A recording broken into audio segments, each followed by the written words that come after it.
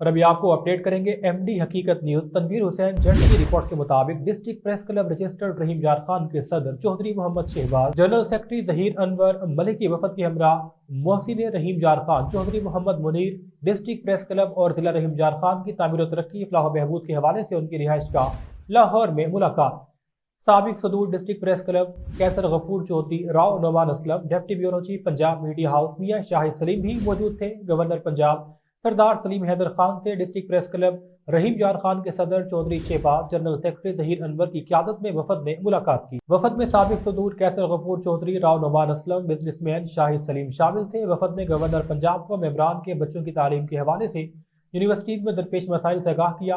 District press club رحیم یار خان کے دورے کی دعوت دی۔ گورنر پنجاب سردار سلیم حیدر خان نے ڈسٹرکٹ پریس کلب رحیم یار خان کے دورہ کرنے کے ساتھ یونیورسٹیز میں ممبران پریس کلب کے بچوں کو درپیش مسائل حل کروانے کی بھی یقین دہانی کروائی۔ گورنر پنجاب نے ڈسٹرکٹ پریس کلب کے صدر چودھری شہباز، جنرل سیکرٹری ظہیر انور اور ان کی کابینہ کو مبارکباد بھی پیش کی۔